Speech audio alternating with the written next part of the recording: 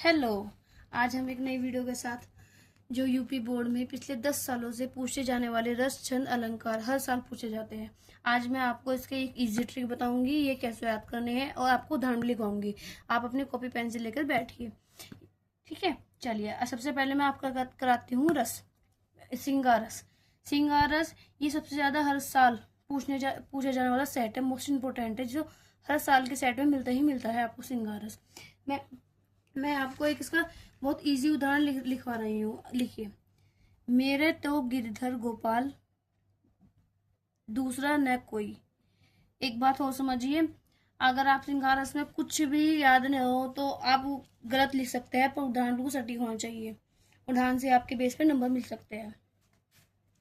करुण रस ये अत्यधिक महत्वपूर्ण है, सबसे मोस्ट मोस्ट मोस्ट इम्पोर्टेंट है, ये बहुत ज्यादा है। वीरस ये तो बैकअप के लिए कर लीजिए, या हास्य रस ये तो आप बैकअप में ये तो ऊपर से रीड कर लीजिए जो आपके याद हो, ठीक है। मैंने आपको इनका एक बार दोनों का एक करुण रस का भी आपको बताती हूँ उदाहरण। संकट कटे सब पीरा जो सुमरे हनुमत बलबीरा, ठीक है। अब मैं आपको एक बार दोनों रिवाइज करवा रही हूँ। सिंगारस का उदाहरण है मेरे तो गिरधर गोपाल दूसरा न कोई। करुण रस का उदाहरण है संकट कटे सब पीरा जो सुमरे हनुमत बलबीरा, ठीक है। एक बार मैं आपको कॉपी भी दिखा देती हूँ, देखिए उदाहरण का जो आप देखिए। सिंगारस जब नायक नायिका के मन में एक दूसरे के प्रति प्रेम उत्पन्न होता है उसे सिंगारस कहते हैं, ठीक है। यानी जब नायिका और नायकी के मन में एक दूसरे के प्रति प्रेम उत्पन्न होता है तो उसे सिंगारस कहते हैं। इसका उदाहरण ये रहा, मेरे तो गिरधर गोपाल दूसरा न कोई, ठीक है। हास्य रस ये तो इम्पोर्टेंट है, ये हर साल हर सेट में मिलता है, ठीक है। और ये भी दो आपको करने ही है। हास्य जब किसी व्यक्ति के अजीब वेशभूषा वाणी या चेष्टा को देखकर जो मन में हंसी भाव उत्पन्न होते हैं, यानी जब किसी व्यक्ति को अजीब वेशभूषा में देखते हैं या उसे कोई वाणी बोल रहा है, उसे देखकर मन में जो हंसी उत्पन्न होती है उसे ही हास्य रस कहते हैं। इसका उदाहरण भी बहुत ईजी है। बाबा जी की लंबी दाढ़ी दाढ़ी जैसे बकरे की सवारी, ठीक है। आइए काउंटर्स पे, जब अपने किसी प्रिय या वस्तु या व्यक्ति में खो जाने या नष्ट हो जाने को मन में जो दुख उत्पन्न होता है उसे करुणस कहते हैं। करुण का मतलब दुख होना, करुण का मतलब दुख, ठीक है। उदाहरण संकट कटे मिटे सब पीरा जो सुमरे हनुमत बलबीरा। देखिए, ये मैंने आपको बताई है। चलिए अलंकार में, अलंकार के दो रूप होते हैं, एक तो शब्द अलंकार, एक अर्थ अलंकार। जो परीक्षा में दोनों ही विकल्प आता है, ये भी विकल्प आता है, ये भी विकल्प आता है। शब्द अलंकार में सबसे ज्यादा क्वेश्चन पूछे जाते हैं, सबसे ज्यादा पूछे जाता है ये अनुप्रास, यमक, सलेश। और उपमा में जैसे इसमें शब्द अलंकार 100% है तो उसमें 80% से ही पूछे जाते हैं। भक्ति ये वाला जो कभी कभी आ जाता है, वैसे अब तक नहीं है, ये अब तक के सेट में आया नहीं, पर आप ही बैकअप के लिए कर लीजिए, पर ये तो इम्पोर्टेंट है ही। शब्द अलंकार सबसे ज्यादा मोस्ट इम्पोर्टेंट अनुप्रास, यमक और उपमा, और ये रहा उत्प्रेक्षा।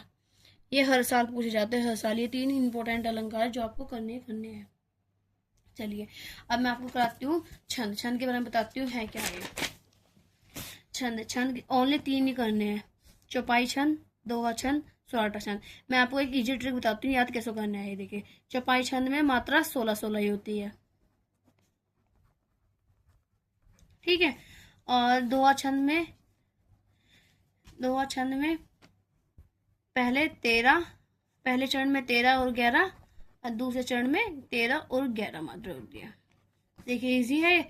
सोनाटा छंद में ये इसका उल्टा हो जाएगा, दोहा का उल्टा हो जाएगा। जैसे हमने 13 11 लिखा तो इसमें पहले चरण में 11 और 13 मात्राएं होती है, दूसरे चरण में 13 और 11 मात्राएं होती है, 11 और 13 मात्राएं होती है, दोनों का उल्टा हो जाएगा ये, ठीक है।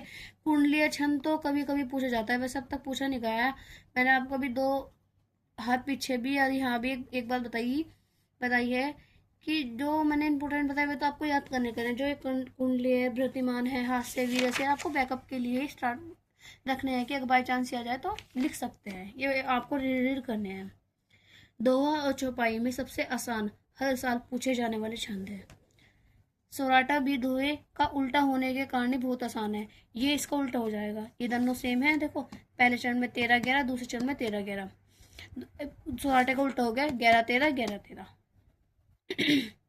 परीक्षा की तैयारी के लिए सटीक रणनीति है ये।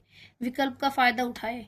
परीक्षा में हर प्रश्न में विकल्प मिलता है, जैसे क्रमरस, विरस, लक्षण, उदाहरण लिखिए। 7+ उदाहरण जरूर लिखने हैं।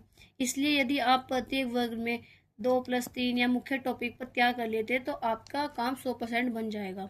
स्मार्ट कॉम्बिनेशन से जरूर याद करें। कौन कौन सी?